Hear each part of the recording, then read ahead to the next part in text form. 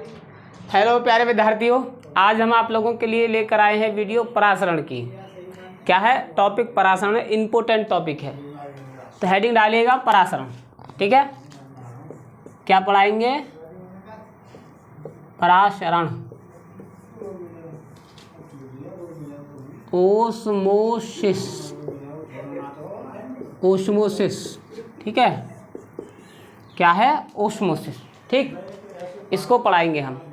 अच्छा, ओस्मोसिस होता है क्या? इसमें एक तो अर्धपारगम्य झिल्ली होती है।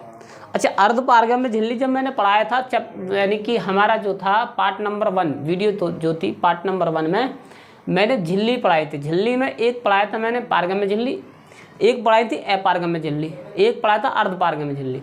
अर्धपारगम्य झिल्ली किसको कहते हैं? अर्धपारगम्य झिल्ली वे झिल्ली जिनमें से केवल विलायक के कण विसरित होते हैं, यानी निकल जाते हैं, छन जाते हैं, उनको क्या बोलते हैं? हम अर्धपारगम्य झिल्ली बोलते हैं। तो इसमें अर्धपारगम्य झिल्ली होती है। तो इससे हमें सीधा सीधा दिख रहा है कि यानी कि विलायक के कण निकलेंगे। अब वो कहाँ पे निकलेंगे वो हम बताएंगे आपको। देखिए, किसी विलायक के कण अर्धपारगम्य झिल्ली में से कम सांद्रता वाले विलयन से अधिक सांद्रता वाले विलयन की ओर प्राकृतिक प्रवाह परासरण कहलाता है। ठीक है, कैसे लिखेंगे परिभाषा? देखिएगा, विलायक के कण, विलायक के कण अर्धपारगम्य, क्या लिखना है? अर्धपारगम्य झिल्ली, अर्धपारगम्य झिल्ली, झिल्ली में से कम सांद्रता वाले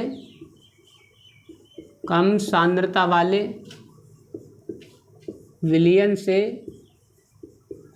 कम सांद्रता वाले विलयन से अधिक सांद्रता वाले विलयन की ओर, अधिक सांद्रता वाले विलयन की ओर, अधिक सांद्रता वाले विलयन की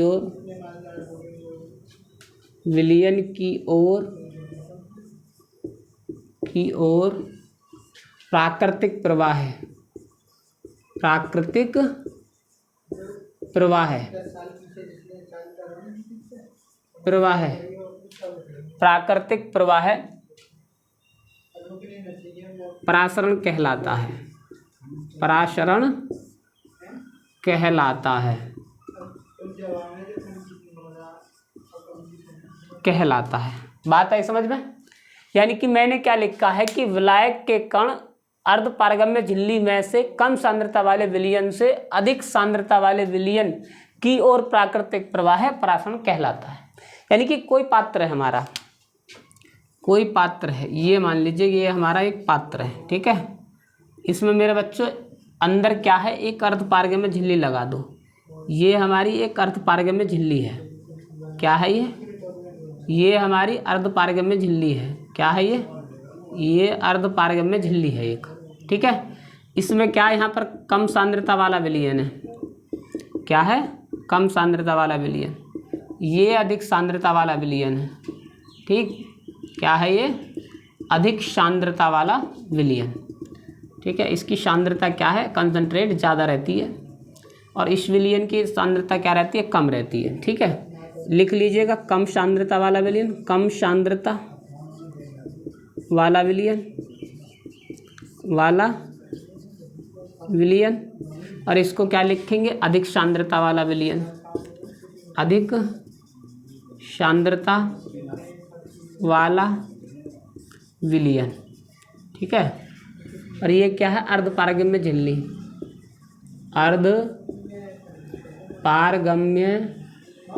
अर्धपारगम्य झिल्ली।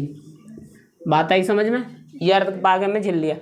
अब ये कम सांद्रता वाला विलयन है। विलयन में क्या चीज़ पाई जाती है? दो चीज़ पाई जाती है, विलय और विलायक। क्या पाए जाते हैं मेरे बच्चों? विलय और विलायक। बात आई समझ में?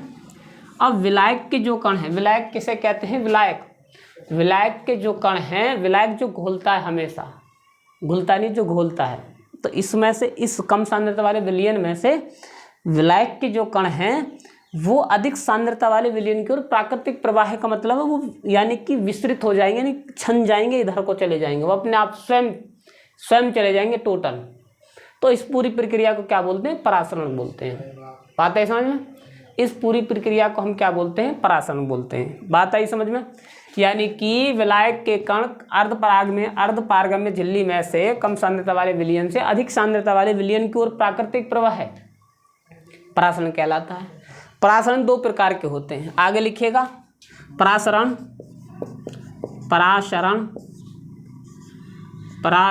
दो प्रकार के होते हैं, दो प्रकार के होते हैं।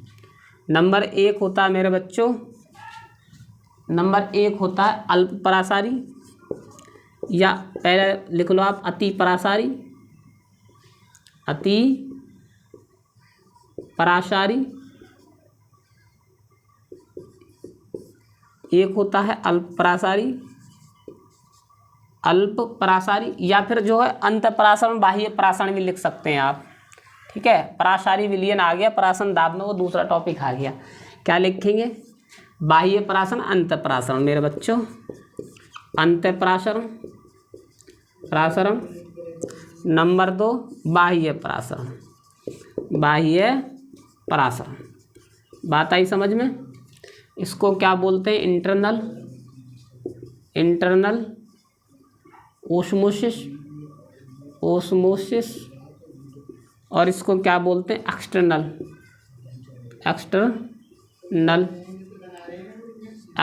ओस्मोसिस। बात आई समझ में? Internal osmosis, external osmosis. अच्छा, इंटरनल और एक्सटर्नल ओस्मोसिस यानी कि अंतर बाह्य परासरण क्या होते हैं? गौर से सुनो। मान लीजिए हमारे पास कोई पात्र है। क्या है? कोई पात्र है हमारे पास। ठीक है, कोई पात्र है हमारे पास,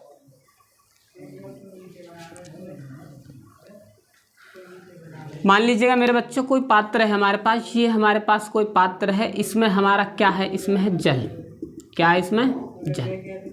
ठीक है, इस पात्र में क्या है? जल। इसमें हम डालते हैं क्या? किशमिश। क्या डालते हैं हम? किशमिश डालते हैं, किशमिश। ठीक है, ये हमारी क्या है ये साहब? ये किशमिश है। क्या है मेरे बच्चों? ये क्या है? किशमिश। ठीक है, हम इसमें किशमिश डालते हैं। तो जब जल में किशमिश डालेंगे तो कुछ घंटे बाद किशमिश फूल जाती है, किशमिश फूल जाती है। इसको बोलते हैं हम क्या? अंतर परासरण। यानी कि परासरण यानी कि विलायक के कण अंदर घुसे। विलायक क्या होता है? जल, और जल के कण क्या घुसे मेरे बच्चों? अंदर घुस गए। ठीक है, किशमिश में जब हम जल में डालेंगे किशमिश को तो किशमिश फूल जाती है, यानी कि किशमिश में क्या गया? जल अंदर घुस गया और मोटा हो गया। तो ये क्या है?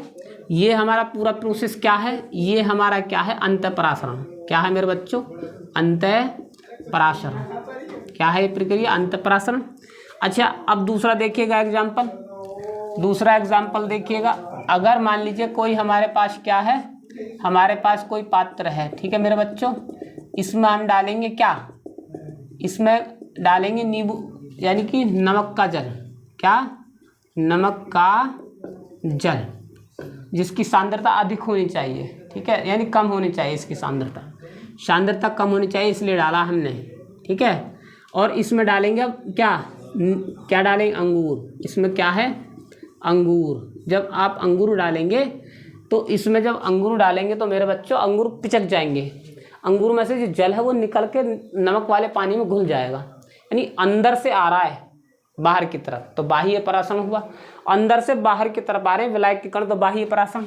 ये पूरी प्रक्रिया क्या हुई? बाह्य परासरण। क्या हुई मेरे बच्चों? बाह्य परासरण। बात आई समझ में? और अंतःपरासरण क्या था? अंतःपरासरण ये पूरी प्रक्रिया थी कि किशमिश को जब हम डालेंगे किसी गिलास में, यानी कि गिलास में जल रहेगा, तो कुछ घंटे बाद क्या होगा कि किशमिश में अंदर जल घुस जाएगा और मोटी हो जाएंगी। तो ये क्या हुआ? अंतःपरासरण। और जब किसी गिलास में अगर हम नींबू का, यानी कि नींबू का ले लो आप, नींबू का जल या फिर नमक का जल लेंगे, नमक वाला घोल वाला जल लेंगे, तो उसमें जब हम वो डालेंगे, अंगूर डालेंगे, तो मेरे बच्चों कुछ घंटे बाद अंगूर पिचक जाएंगे। यानी फूले हुए अंगूर पिचक जाएंगे जो फूले हुए थे। क्यों?